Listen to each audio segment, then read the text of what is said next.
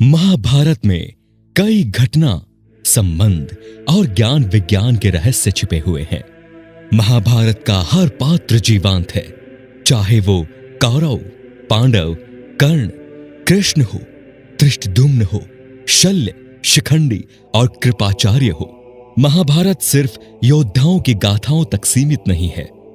महाभारत से जुड़े शाप, वचन और आशीर्वाद में भी रहस्य छिपे हैं, क्योंकि महाभारत का हर व्यक्ति रहस्यमय था। महाभारत एक ऐसा ग्रंथ है जिसमें भारतीय ही नहीं, विश्व इतिहास का रहस्य छुपा हुआ है। महाभारत संबंधी अब तक जितनी भी खुदाई हुई है या उस काल के तथ्य मिले हैं, वे सभी मानव इतिहास के रहस्यों से पर्दा उठाते हैं। भारतीय ही नहीं, इसमें मनुष्यों के इतिहास का अभी भी वो कालखंड छुपा हुआ है जिसके जानने से ज्ञान, विज्ञान, खगोल, धर्म आदि के मामले में मनुष्य की जानकारी में आश्चर्यजनक रूप से इजाफा हो सकता है। किसी भी देश के इतिहास को धर्म के चश्मे से नहीं देखा जा सकता। तो आइए दोस्तों, हम जानते हैं महाभारत के 10 ऐसे व्यक्तियों के बारे में जिनमें अद्भुत क्षमता थी। वे आम मनुष्यों की तरह मनुष्य नहीं थे, वे कुछ और ही तरह की क्षमता से संपन्न थे। सबसे पहले हम बात करेंगे सहदेव की। 5 पांडवों में से 2 भाई नकुल और सहदेव दोनों ही माद्री अश्विन कुमार के पुत्र थे। सहदेव भविष्य में होने वाली हर घटना को पहले से ही जान लेते थे। वे जानते थे कि महाभारत होने वाली है और कौन किसको मारेगा और कौन विजयी होगा। लेकिन भगवान कृष्ण ने उसे शाप दिया था कि अगर वो इस बारे में लोगों को बताएगा तो उसकी मृत्यु हो जाएगी। सहदेव के धर्मपिता पांडु बहुत ही ज्ञानी थे। उनकी अंतिम इच्छा थी कि उनके 5 बेटे उनके मृत शरीर को खाएं, ताकि उन्होंने जो ज्ञान अर्जित किया है वो उनके पुत्रों में भी चला जाए। सिर्फ सहदेव ने ही हिम्मत दिखाकर पिता की इच्छा का पालन किया। उन्होंने पिता के मस्तिष्क के 3 हिस्से खाए। पहले टुकड़े को खाते ही सहदेव को इतिहास का ज्ञान हुआ, दूसरे टुकड़े को खाने से वर्तमान का, और तीसरे टुकड़े को खाने से वे भविष्य को देखने लगे। इस तरह वे त्रिकालज्ञ बन गए। अब बात करते हैं बर्बरिक की। बर्बरिक दुनिया के सर्वश्रेष्ठ धनुर्धर थे। बर्बरिक के लिए 3 बाण ही काफी थे, जिसके बल पर वे कौरवों और पांडवों की पूरी सेना को समाप्त कर सकते थे। युद्ध के मैदान में भीम पौत्र बर्बरिक दोनों खेमों के मध्य बिंदु एक पीपल के वृक्ष के नीचे खड़े हो गए और ये घोषणा कर डाली कि मैं उस पक्ष की तरफ से लड़ूंगा जो हार रहा होगा। बर्बरिक की इस घोषणा से कृष्ण चिंतित हो गए। भीम के पौत्र बर्बरिक के समक्ष जब अर्जुन तथा भगवान श्री कृष्ण उसकी वीरता का चमत्कार देखने के लिए उपस्थित हुए, तब बर्बरिक ने अपनी वीरता का छोटा सा नमूना मात्र ही दिखाया। कृष्ण ने कहा कि ये जो वृक्ष है, इसके सारे पत्तों को एक ही तीर से छेद दो तो मैं मान जाऊंगा। बर्बरिक ने आज्ञा लेकर तीर को वृक्ष की ओर छोड़ दिया। जब तीर एक एक कर सारे पत्तों को छेदता जा रहा था, उसी दौरान एक पत्ता टूटकर नीचे गिर पड़ा। कृष्ण ने उस पत्ते पर यह सोचकर पैर रखकर उसे छुपा लिया कि यह छेद होने से बच जाएगा, लेकिन सभी पत्तों को छेदता हुआ वो तीर कृष्ण के पैरों के पास आकर रुक गया। तब बर्बरिक ने कहा कि प्रभु, आपके पैर के नीचे भी एक पत्ता दबा है, कृपया पैर हटा लीजिए, क्योंकि मैंने तीर को सिर्फ पत्तों को छेदन की आज्ञा दे रखी है, आपके पैर को छेदने की नहीं। उसके इस चमत्कार को देखकर कृष्ण चिंतित हो गए। भगवान श्री कृष्ण ये जानते थे कि बर्बरिक प्रतिज्ञावश हारने वाले का साथ देगा। यदि कौरव हारते हुए नजर आए तो फिर पांडवों के लिए संकट खड़ा हो जाएगा, और यदि जब पांडव बर्बरिक के सामने हारते नजर आए तो फिर वो पांडवों का साथ देगा। इस तरह वो दोनों ओर की सेना को एक ही तीर से खत्म कर देगा। तब भगवान श्री कृष्ण ब्राह्मण का भेष बनाकर सुबह बर्बरिक के शिविर के द्वार पहुंच गए और दान मांगने लगे। बर्बरिक ने कहा, मांगो ब्राह्मण, क्या चाहिए? ब्राह्मण रूपी कृष्ण ने कहा, तुम दे न सकोगे। लेकिन बर्बरिक कृष्ण के जाल में फंस गए। और कृष्ण ने उससे उसका शीश मांग लिया। बर्बरिक द्वारा अपने पितामह पांडवों की विजय हेतु स्वेच्छा के साथ शीश दान कर दिया गया। बर्बरिक के इस बलिदान को देखकर दान के पश्चात श्री कृष्ण ने बर्बरिक को कलयुग में स्वयं के नाम से पूजित होने का वर दिया। आज बर्बरिक को खाटू श्याम के नाम से पूजा जाता है। जहां कृष्ण ने उसका शीश रखा, उस स्थान का नाम खाटू है। अब बात करते हैं संजय की। महाभारत युद्ध में संजय के बारे में सभी जानते हैं। संजय के पिता बुनकर थे, इसीलिए उन्हें सूत पुत्र माना जाता है। उनके पिता का नाम गावल्यगण था। उन्होंने महर्षि वेदव्यास से दीक्षा लेकर ब्राह्मणत्व ग्रहण किया था। वेदादि विधाओं का अध्ययन करके वे धृतराष्ट्र की राजसभा के सम्मानित मंत्री बन गए। आज के दृष्टिकोण से वे टेलीपैथिक विद्या में पारंगत थे। कहते हैं कि गीता का उपदेश दो लोगों ने सुना, एक अर्जुन और दूसरा संजय। यही नहीं, देवताओं के लिए दुर्लभ विश्व रूप तथा चतुर्भुज रूप का दर्शन भी सिर्फ इन्हीं दो लोगों ने ही किया था। संजय अपनी स्पष्टवादिता के लिए प्रसिद्ध थे। वे धृतराष्ट्र को सही सलाह देते रहते थे। एक ओर वे जहां शकुनी की कुटिलता के बारे में सजग करते थे, तो दूसरी ओर वे दुर्योधन द्वारा पांडवों के साथ किए जाने वाले असहिष्णु व्यवहार के प्रति भी धृतराष्ट्र को अवगत कराकर चेताते रहते थे। वे धृतराष्ट्र के संदेशवाहक भी थे। संजय को दिव्य दृष्टि प्राप्त थी, अतः वे युद्ध क्षेत्र का समस्त दृश्य महल में बैठे ही देख सकते थे। नेत्रहीन धृतराष्ट्र ने महाभारत युद्ध का प्रत्येक अंश उनकी वाणी से सुना। धृतराष्ट्र को युद्ध का सजीव वर्णन सुनाने के लिए ही व्यास मुनि ने संजय को दिव्य दृष्टि प्रदान की थी। महाभारत युद्ध के पश्चात अनेक वर्षों तक संजय युधिष्ठिर के राज्य में रहे। इसके पश्चात धृतराष्ट्र, गांधारी और कुंती के साथ उन्होंने भी संन्यास ले लिया। बाद में धृतराष्ट्र की मृत्यु के बाद वे हिमालय चले गए, जहां से वे फिर कभी नहीं लौटे। अब बात करेंगे हम अश्वत्थामा की। गुरु द्रोणाचार्य के पुत्र अश्वत्थामा हर विद्या में पारंगत थे। वे चाहते तो पहले ही दिन युद्ध का अंत कर सकते थे, लेकिन कृष्ण ने ऐसा कभी नहीं होने दिया। कृष्ण ये जानते थे कि पिता पुत्र की जोड़ी मिलकर ही युद्ध को समाप्त कर सकती है।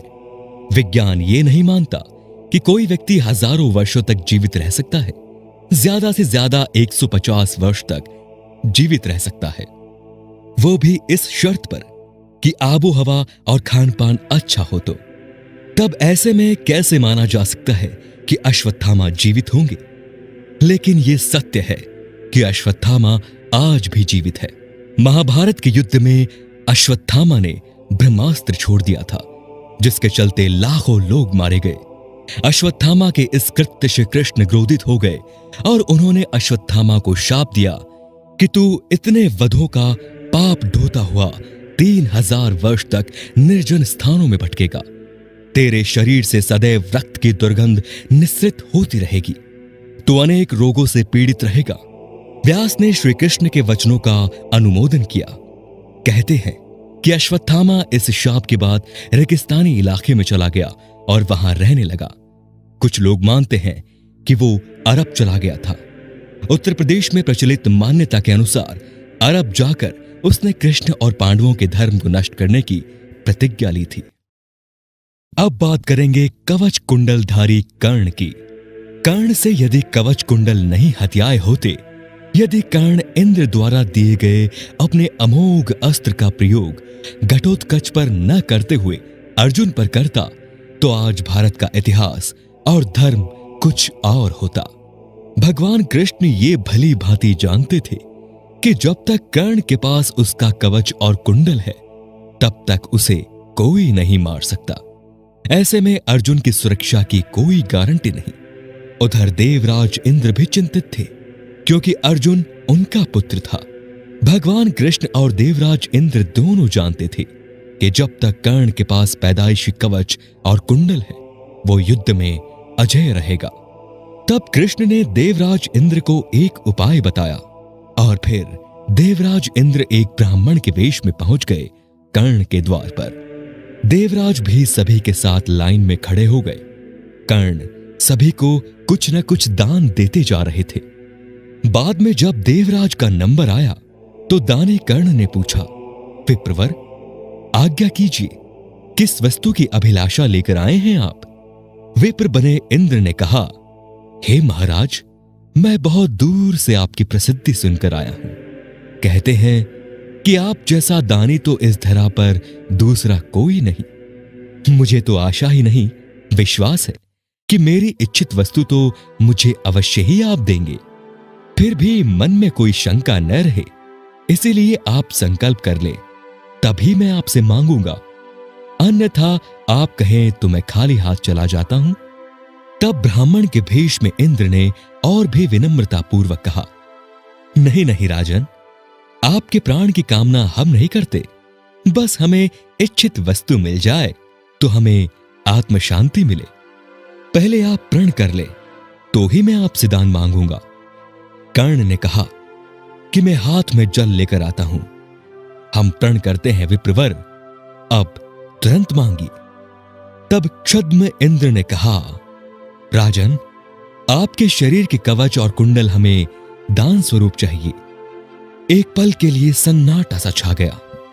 कर्ण ने इंद्र की आंखों में झांका और फिर दानवीर कर्ण ने बिना एक क्षण भी गंवाए अपने कवच और कुंडल अपने शरीर से खंजर की सहायता से अलग किए और ब्राह्मण को सौंप दिए। इंद्र ने तुरंत वहां से दौड़ लगा दी और दूर खड़े रथ पर सवार होकर भाग गए, इसलिए कि कहीं उनका राज खुलने के बाद कर्ण बदल न जाए। कुछ मील जाकर इंद्र का रथ नीचे उतरकर भूमि में धंस गया। तभी आकाशवाणी हुई, देवराज इंद्र, तुमने बड़ा पाप किया है। अर्जुन की जान बचाने के लिए तूने छल पूर्वक कर्ण की जान खतरे में डाल दी। अब ये रथ यहीं धंसा रहेगा और तू भी यहीं धंस जाएगा। तब इंद्र ने आकाशवाणी से पूछा कि इससे बचने का क्या उपाय है? तब आकाशवाणी ने कहा, अब तुम्हें दान की गई वस्तु के बदले में बराबर की कोई वस्तु देनी होगी। इंद्र क्या करते, उन्होंने ये मंजूर कर लिया। तब वे फिर से कर्ण के पास गए, लेकिन इस बार ब्राह्मण के वेश में नहीं। कर्ण ने उन्हें आता देखकर कहा, देवराज, आदेश करिए, और क्या चाहिए? इंद्र ने झेपते हुए कहा, हे दानवीर कर्ण, अब मैं याचक नहीं हूं, बल्कि आपको कुछ देना चाहता हूं। कवच कुंडल को छोड़कर मांग लीजिए, आपको जो कुछ भी मांगना हो। कर्ण ने कहा, देवराज, मैंने आज तक कभी किसी से कुछ नहीं मांगा और न ही मुझे कुछ चाहिए। कर्ण सिर्फ दान देना जानता है, लेना नहीं। तब इंद्र ने विनम्रता पूर्वक कहा, महाराज कर्ण, आपको कुछ तो मांगना ही पड़ेगा, अन्यथा मेरा रथ और मैं यहां से नहीं जा सकते। आप कुछ मांगेंगे तो मुझ पर बड़ी कृपा होगी। आप जो भी मांगेंगे मैं देने को तैयार हूं। कर्ण ने कहा, देवराज, आप कितना भी प्रयत्न कीजिए, लेकिन मैं सिर्फ दान देना जानता हूं, लेना नहीं। मैंने जीवन में कभी कोई दान नहीं लिया। तब लाचार इंद्र ने कहा, मैं ये वज्र रूपी शक्ति आपको बदले में देकर जा रहा हूं। तुम इसको जिसके ऊपर भी चला दोगे वो बच नहीं पाएगा। भले ही साक्षात काल के ऊपर ही चला देना, लेकिन इसका प्रयोग सिर्फ एक ही बार कर पाओगे। कर्ण कुछ कहते, उसके पहले ही देवराज वो वज्र शक्ति वहां रखकर तुरंत भाग लिए। कर्ण के आवाज देने पर भी वो नहीं रुके। बाद में कर्ण को उस वज्र शक्ति को अपने पास मजबूरन रखना पड़ा, लेकिन जैसे ही दुर्योधन को मालूम पड़ा कि कर्ण ने अपने कवच कुंडल दान में दिए हैं, तो दुर्योधन को तो चक्कर ही आ गए। उसको हस्तिनापुर का राज्य हाथ से जाता लगने लगा। लेकिन जब उसने सुना कि उसके बदले वज्र शक्ति मिल गई है, तो उसकी फिर से जान में जान आ गई। अब इसे भी कर्ण की गलती नहीं मान सकते, उसकी ये मजबूरी थी। लेकिन उसने यहां गलती ये की कि वो इंद्र से कुछ मांग ही लेता। नहीं मांगने की गलती तो गलती ही है। अरे, वज्र शक्ति को 3 बार प्रयोग करने की इच्छा ही व्यक्त कर देता। अब बात करेंगे हम दोस्तों भीम की। कुंती वायु के पुत्र थे भीम, अर्थात पवन पुत्र भीम। भीम में 1000 हाथियों का बल था। युद्ध में भीम से ज्यादा शक्तिशाली उनका पुत्र घटोत्कच ही था। घटोत्कच का पुत्र बर्बरिक था। उन्होंने एक बार अपनी भुजाओं से नर्मदा नदी का प्रवाह रोक लिया। युद्ध में भीम से ज्यादा शक्तिशाली सिर्फ उनका पुत्र ही था। लेकिन भीम में ये 1000 हाथियों वाला बल कहां से और कैसे आया? दोस्तों, ये सभी जानते हैं कि गांधारी का बड़ा पुत्र दुर्योधन और गांधारी का भाई शकुनी कुंती के पुत्रों को मारने के लिए नई नई योजनाएं बनाते थे। इसी योजना के तहत एक बार दुष्ट दुर्योधन ने धोखे से भीम को विष पिलाकर उसे गंगा नदी में फेंक दिया। मूर्छित अवस्था में भीम बहते हुए नागों के लोक पहुंच गए। वहां विषैले नागों ने उसे खूब डसा, जिससे भीम के शरीर का जहर कम होने लगा, यानी जहर से जहर की काट होने लगी। जब भीम की मूर्छा टूटी, तब उन्होंने नागों को मारना शुरू कर दिया। यह खबर नागराज वासुकी के पास पहुंची।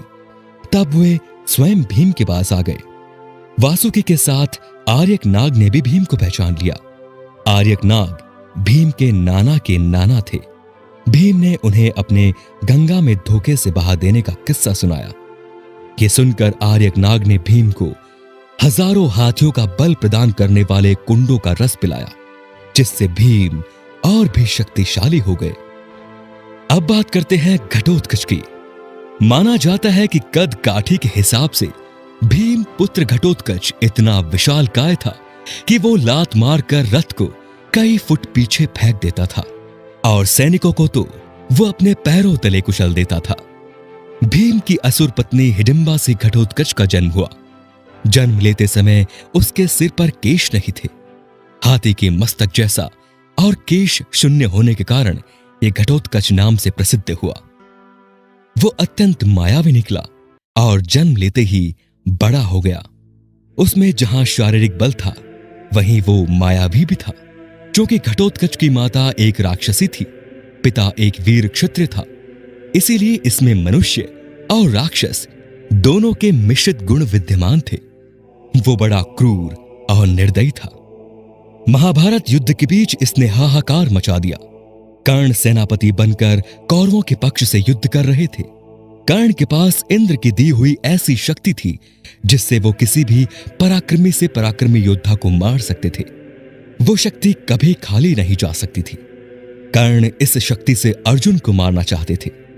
श्री कृष्ण ये जानते थे, इसी कारण उन्होंने घटोत्कच को रणभूमि में उतारा। इस राक्षस ने आकाश से अग्नि और अनेक प्रकार के अस्त्र शस्त्र बरसाना आरंभ कर दिया, जिससे कौरव सेना में हाहाकार मच उठा। दुर्योधन ने घबराकर कर्ण से इसे मारने के लिए कहा। कर्ण भी इसकी मार से घबरा गए थे। उसने उसकी आंखों में देखा कि इस तरह तो कुछ ही देर में सारी कौरव सेना नष्ट हो जाएगी। तब लाचार होकर उसने घटोत्कच पर उस अमोघ शक्ति का प्रयोग किया। अतः घटोत्कच क्षण भर में ही निर्जीव होकर पृथ्वी पर गिर पड़ा। पांडवों को उसकी मृत्यु से दुख हुआ था, लेकिन श्री कृष्ण ने सारी चाल उनको समझाकर उन्हें संतुष्ट कर दिया। अब बात करेंगे भीष्म के बारे में। शांतनु गंगा के पुत्र भीष्म का नाम देवव्रत था। उनको इच्छा मृत्यु का वरदान प्राप्त था। भीष्म के शरशैया पर लेटने की खबर फैलने पर कौरवों की सेना में हाहाकार मच गया। दोनों दलों के सैनिक और सेनापति युद्ध करना छोड़कर भीष्म के पास एकत्र हो जाते हैं। दोनों दलों के राजाओं से भीष्म कहते हैं, राजन्यगण, मेरा सिर नीचे लटक रहा है, मुझे कुछ उपयुक्त तकिया चाहिए। उनके एक आदेश पर तमाम राजा और योद्धा मूल्यवान और तरह तरह के तकिए ले आते हैं, किंतु भीष्म उनमें से एक को भी न लेकर मुस्कुराकर कहते हैं कि ये तकिए इस वीर शैया के काम में आने योग्य नहीं है राजन। फिर वे अर्जुन की ओर कहते हैं, बेटा, तुम तो क्षत्रिय धर्म के विद्वान हो, क्या तुम मुझे उपयुक्त तकिया दे सकते हो? आज्ञा पाते ही अर्जुन ने आंखों में आंसू लिए उनको अभिवादन कर भीष्म को बड़ी तेजी से ऐसे 3 बाण मारे जो उनके ललाट को छेदते हुए पृथ्वी में जा लगे। बस इस तरह सिर को सिरहाना मिल जाता है। इन बाणों का आधार मिल जाने से सिर के लटकते रहने की पीड़ा जाती रही। दुर्योधन। दुर्योधन का शरीर वज्र के समान कठोर था, जिसे किसी धनुष या किसी अन्य हथियार से छेदा नहीं जा सकता था। लेकिन उसकी जांग के प्राकृतिक रूप से होने के कारण भीम ने उसकी जांग पर वार कर उसके शरीर के 2 फाड़ कर दिए। दुर्योधन का ये वज्र समान शरीर उनकी माता गांधारी के देखने के कारण बना था। माता ने उन्हें पूर्णतः नग्न होकर उनके समक्ष आने को कहा था, लेकिन कृष्ण द्वारा उनकी बुद्धि मोड़ देने के कारण वे अपने गुप्तांगों को छुपाकर माता के समक्ष गए थे। इसीलिए उनका उतना हिस्सा कमजोर रह गया। अब बात करेंगे कृष्ण। सब पर भारी कृष्ण मुरारी। भगवान कृष्ण 16 कलाओं में माहिर थे। वे जितने मायावी थे उतने ही मानवीय।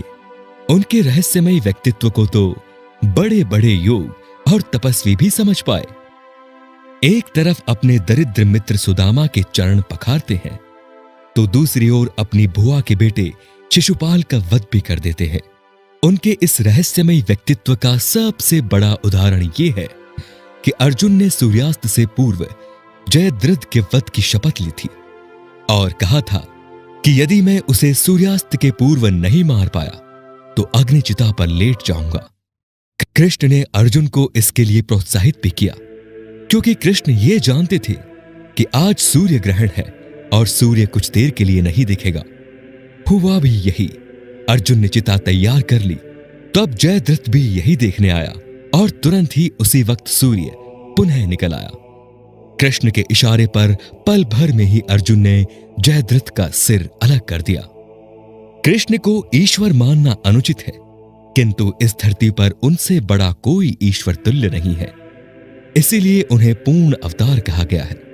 कृष्ण ही गुरु और सखा है। कृष्ण ही भगवान है, अन्य कोई भगवान नहीं। कृष्ण है राजनीति, धर्म, दर्शन और योग का पूर्ण वक्तव्य। कृष्ण को जानना और उन्हीं की भक्ति करना ही हिंदुत्व का भक्ति मार्ग है।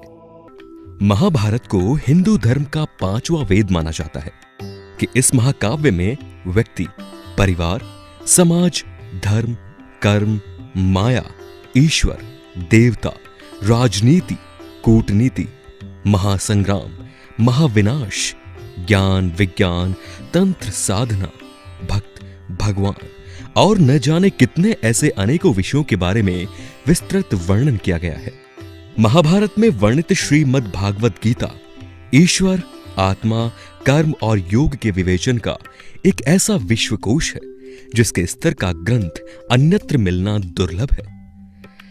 लगभग हर हिंदू व्यक्ति महाभारत की कथा और गाथा के बारे में जानता है, लेकिन महाभारत के कुछ ऐसे दिलचस्प तथ्य हैं जो केवल महाभारत के बारे में गहन रुचि और अध्ययन करने वाले व्यक्ति को ही पता है, और हम और आप साधारण लोगों के लिए जान पाना बहुत मुश्किल होता है। लेकिन दोस्तों, हम आपके लिए लाए हैं कुछ ऐसे रोचक तथ्य जिसे आप शायद नहीं जानते होंगे। तो चलिए आइए जानते हैं कुछ ऐसे ही रोचक तथ्यों के बारे में। हम सबसे पहले जानेंगे द्रोणाचार्य का जन्म। कौरवों और पांडवों के गुरु द्रोण महर्षि भारद्वाज के पुत्र थे। महर्षि भारद्वाज एक महान वैज्ञानिक, चिकित्सक, तत्ववेता और प्रकांड विद्वान थे। एक बार महर्षि भारद्वाज अपनी दिनचर्या के अनुसार गंगा नदी में स्नान करने के लिए जा रहे थे। उसी समय घृताची नामक अप्सरा केवल एक पारदर्शी वस्त्र में गंगा जी में स्नान कर रही थी। अति प्रीतम, सुंदर और कामनीय अप्सरा को देखकर आज उत्तेजित हो गए और उनका अवांछित वीर्यपात हो गया। उस समय वीर्य को न केवल जीवन के बीज के रूप में ही बाहर निकालने की परंपरा थी, बल्कि दूसरे शब्दों में वर्षों की कड़ी तपस्या और संयम से पुरुष का वीर्य एक अति तेजस्वी और बलशाली संतान को सक्षम देने में समर्थ था। महर्षि ऋषि ने इस वीर्य को व्यर्थ जाने देना उचित नहीं समझा और इसे पीपल के पत्ते की सहायता से एक दोना यानी कलश में कुछ अन्य उपाय करके स्थापित कर दिया। समय आने पर इससे तेजस्वी और महान धनुर्धर गुरु द्रोणाचार्य का जन्म हुआ। अतः द्रोणाचार्य पहले ज्ञात टेस्ट ट्यूब बेबी थे। अब बात करेंगे हम एकलव्य का धृष्टद्युम्न के रूप में पुनर्जन्म। एकलव्य को महाभारत काल का एक महान और सर्वश्रेष्ठ धनुर्धर माना जाता है। एकलव्य एक ऐसा श्रेष्ठ धनुर्धर था जिसके सामने अर्जुन और कर्ण भी कुछ नहीं थे। एकलव्य ने अपने गुरु की मूर्ति से ही शिक्षा ग्रहण की थी और धनुर्विद्या में निपुण हुआ। एक बार की बात है जब द्रोणाचार्य अपने शिष्यों के साथ जंगल में गए हुए थे। तब एकलव्य को देखकर उनका कुत्ता भौंकने लगा। तभी एकलव्य ने अपने तीर से उस कुत्ते के मुंह को बंद कर दिया, जिसे देखकर द्रोणाचार्य काफी ज्यादा प्रभावित हुए और जान गए कि भविष्य में यह लड़का अर्जुन से भी ज्यादा शक्तिशाली और श्रेष्ठ धनुर्धर बनेगा। उसके बाद द्रोणाचार्य ने एकलव्य के साथ छल कर दिया और एकलव्य से गुरु दक्षिणा के रूप में उसके दाहिने हाथ का अंगूठा मांग लिया। एकलव्य ने खुशी खुशी अपने दाहिने हाथ का अंगूठा अपने गुरु को दक्षिणा में दे दिया। आपको बता दें कि एकलव्य देवश्रवा का पुत्र था। जब रुक्मिणी का स्वयंवर चल रहा था तब एकलव्य ने अपने पिता की जान बचाते हुए मारा जाता है, क्योंकि वो धनुर्विद्या में उस समय निपुण नहीं था जितना वो पहले हुआ करता था। भगवान श्री कृष्ण ने एकलव्य के बलिदान से प्रभावित होकर उसे वरदान देते हैं कि वो अगले जन्म में अपना प्रतिशोध लेगा और आगे जाकर महाभारत युद्ध के दौरान द्रोणाचार्य का वध जिस धृष्टद्युम्न ने किया था वो कोई और नहीं बल्कि एकलव्य ही था जिसका पुनर्जन्म हुआ था। अर्जुन के अलावा श्री कृष्ण के विराट स्वरूप को 4 और लोगों ने भी देखा था। दोस्तों, युद्ध के शुरू होने से पहले ही शत्रु सेना में अपने सगे संबंधियों को देखकर अर्जुन के मन में वैराग्य उत्पन्न हो गया और जिसकी वजह से अर्जुन ने अपने सगे संबंधियों के साथ युद्ध करने से मना कर दिया। अर्जुन को पलायन करता देख श्री कृष्ण ने उन्हें गीता के रूप में उपदेश दिया और जिसमें उन्हें धर्म और कर्म के बारे में विस्तार से समझाया और अर्जुन को अपने विराट विश्व रूप के दर्शन कराए, जिससे अर्जुन का मन मोह माया को त्याग कर युद्ध के लिए तैयार हुआ। ऐसा माना जाता है कि ये उपदेश और दर्शन अर्जुन को ही प्राप्त हुआ था।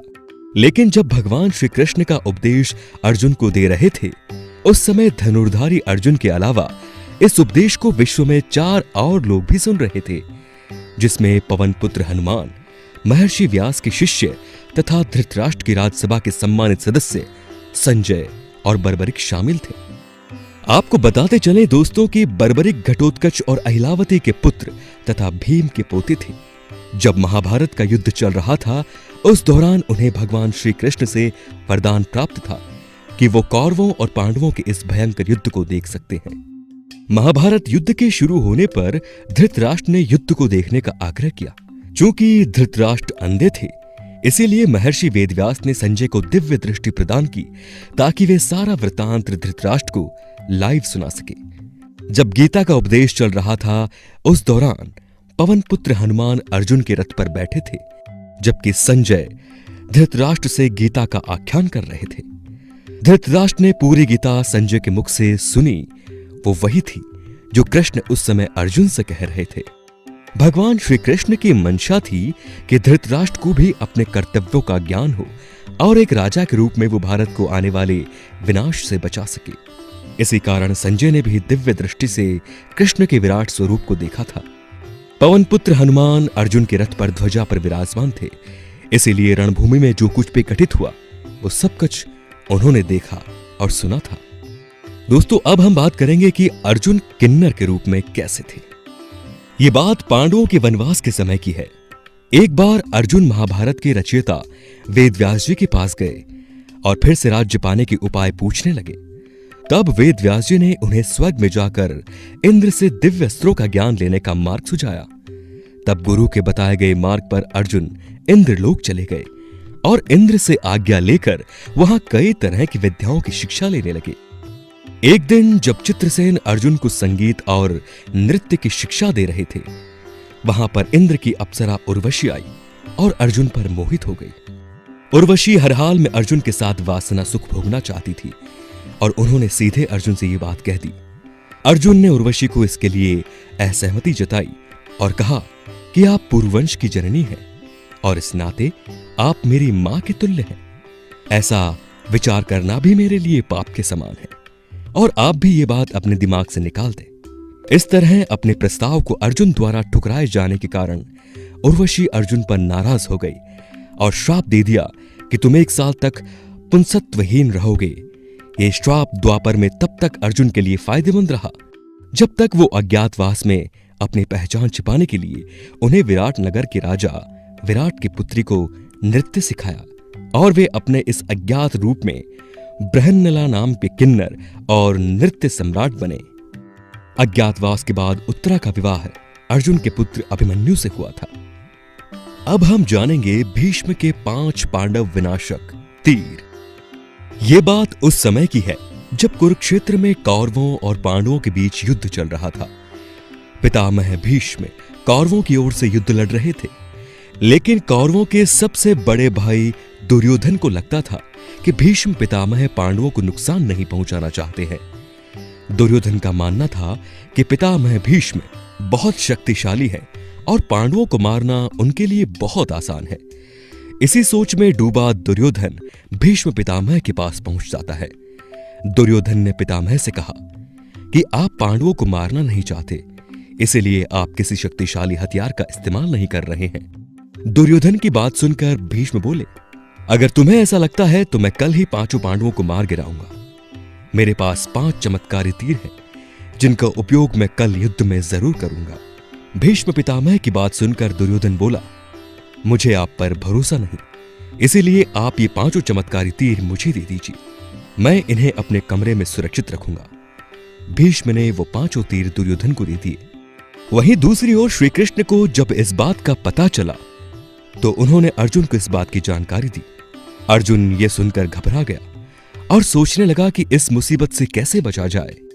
श्री कृष्ण ने अर्जुन को याद दिलाया कि एक बार तुमने दुर्योधन को गंधर्वों से बचाया था। तब दुर्योधन ने तुमसे कहा था कि इस एहसान के बदले तुम भविष्य में मुझसे कुछ भी मांग सकते हो। यही सही समय है, तुम दुर्योधन से वो 5 चमत्कारिक तीर मांग लो। इस तरह तुम्हारी और तुम्हारे भाइयों की जान बच सकती है। अर्जुन को श्री कृष्ण की सलाह बिल्कुल सही लगी। उसे दुर्योधन का दिया हुआ वचन याद आ गया। ऐसा कहा जाता है कि उस समय सब अपने दिए गए वचन जरूर निभाते थे। वचन तोड़ना नियम के खिलाफ माना जाता था। अर्जुन ने जब दुर्योधन को उसका वचन याद दिलाया और 5 तीर मांगे तो दुर्योधन मना नहीं कर सका। दुर्योधन ने अपना वचन निभाया और वो तीर अर्जुन को दे दिए। इस तरह श्री कृष्ण ने अपने भक्त पांडवों की रक्षा की। श्री कृष्ण हुए शस्त्र न उठाने की प्रतिज्ञा को तोड़ने के लिए विवश। दोस्तों, युद्ध से पहले भगवान श्री कृष्ण ने प्रण किया था कि वो इस युद्ध में कभी भी हथियार नहीं उठाएंगे। वहीं महायोद्धा भीष्म ने भी प्रण किया था कि वो या तो श्री कृष्ण को हथियार उठाने पर मजबूर कर देंगे या पांडवों का वध कर देंगे। युद्ध के दौरान भीष्म पांडवों की सेना को बुरी तरह कुचल रहे थे और अर्जुन भी उन्हें नहीं रोक पा रहे थे। कोई चारा न देखकर अत्यंत क्रोधित हो गए। श्री कृष्ण ने कहा, अब मैं स्वयं अपना चक्र उठाकर भीष्म और द्रोण के प्राण लूंगा और धृतराष्ट्र के सभी पुत्रों को मारकर पांडवों को प्रसन्न करूंगा। कौरव पक्ष के सभी राजाओं का वध करके मैं आज युधिष्ठिर को अजात शत्रु राजा बनाऊंगा। इतना कहकर कृष्ण ने घोड़ों की लगाम छोड़ दी और हाथ में सुदर्शन चक्र लेकर रथ से कूद पड़े। उसके किनारे का भाग छुरे के समान तीक्ष्ण था। भगवान कृष्ण बहुत वेग से भीष्म की ओर झपटे। उनके पैरों की धमक से पृथ्वी कांपने लगी। वे भीष्म की ओर बढ़े। वे हाथ में चक्र उठाए बहुत जोर से गरजे। उन्हें क्रोध में भरा देख कौरवों के संहार का विचार कर सभी प्राणी हाहाकार करने लगे।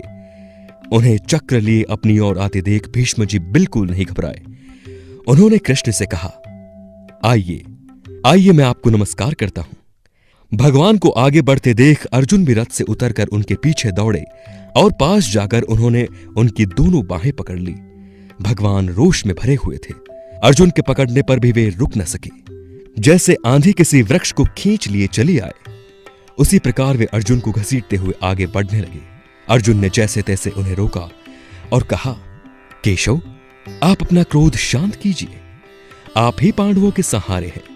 अब मैं भाइयों और पुत्रों की शपथ लेकर कहता हूं कि मैं अपने काम में ढिलाई नहीं करूंगा, प्रतिज्ञा के अनुसार ही युद्ध करूंगा। तब अर्जुन की यह प्रतिज्ञा सुनकर श्री कृष्ण प्रसन्न हो गए। दोस्तों, आज की वीडियो में अंतिम जो बात मैं आपको बताने वाला हूं वो ये कि जब अर्जुन युधिष्ठिर को मारने के लिए हुए विवश। महाभारत के कर्ण पर्व में बताया गया है कि जब अर्जुन ने युधिष्ठिर को मारने के लिए तलवार उठाई तब श्री कृष्ण ने उन्हें किस प्रकार बचाया। गुरु द्रोणाचार्य की मृत्यु के बाद कर्ण को कौरव सेना का सेनापति बनाया गया। सेनापति बनते ही कर्ण ने पांडवों की सेना में खलबली मचा दी। कर्ण द्वारा अपनी सेना का सफाया होते देख युधिष्ठिर उससे युद्ध करने पहुंचे। कर्ण ने युधिष्ठिर को बुरी तरह से घायल कर दिया। युधिष्ठिर को घायल देख सारथी उन्हें युद्ध से दूर ले गया। इस बारे में जब अर्जुन को पता लगा तो वे श्री कृष्ण के साथ युधिष्ठिर को देखने उनकी छावनी पहुंचे। अर्जुन और श्री कृष्ण को एक साथ देखकर धर्मराज युधिष्ठिर ने समझा कि अर्जुन ने कर्ण का वध कर दिया और मेरी पराजय का बदला ले लिया। जब युधिष्ठिर को पता चला कि कर्ण अभी तक जीवित है तो उन्हें अर्जुन पर बहुत क्रोध आया। युधिष्ठिर ने क्रोध में आकर अर्जुन गांडीव और अन्य शस्त्रों को त्याग देने को कहा, क्योंकि वो अपने भाई की रक्षा और प्रतिशोध नहीं ले पाने के कारण इसके लायक नहीं रहे थे। यह सुनते ही अर्जुन को बहुत क्रोध आया और उन्होंने युधिष्ठिर को मारने के लिए तलवार उठा ली। श्री कृष्ण उसकी मंशा ताड़ गए और उन्होंने अर्जुन को रोक दिया। अर्जुन ने श्री कृष्ण को बताया कि मैंने गुप्त रूप से प्रतिज्ञा की थी कि जो कोई मुझे अपने शस्त्र दूसरे को देने के लिए कहेगा मैं उसका सिर काट लूंगा। श्री कृष्ण ने अर्जुन से कहा कि तुम आज युधिष्ठिर का थोड़ा अपमान कर दो।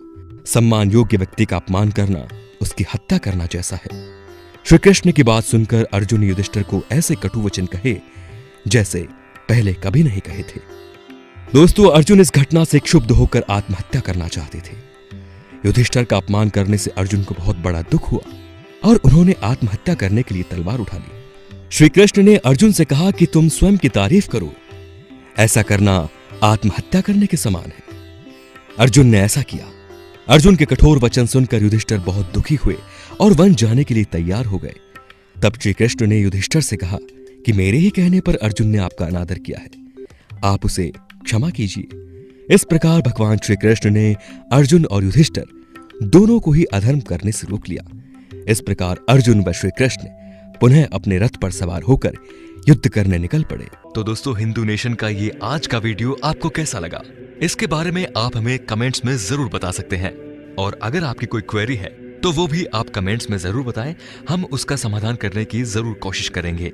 और अगर आपको ये वीडियो पसंद आया हो तो प्लीज इसे लाइक कीजिए और ज्यादा से ज्यादा लोगों तक शेयर कीजिए ताकि ये जानकारी और लोगों तक भी पहुंच सके। और हाँ, अगर आपने इस चैनल को अभी तक सब्सक्राइब नहीं किया है तो प्लीज सब्सक्राइब कीजिए और बेल आइकन को प्रेस करना बिल्कुल ना भूलें ताकि हमारे नए नए वीडियोस की नोटिफिकेशन आपको मिलते रहे। तो चलिए दोस्तों, अभी दीजिए इजाजत। हमारी मुलाकात आपसे बहुत जल्द होगी हमारे नए वीडियो के साथ में। धन्यवाद।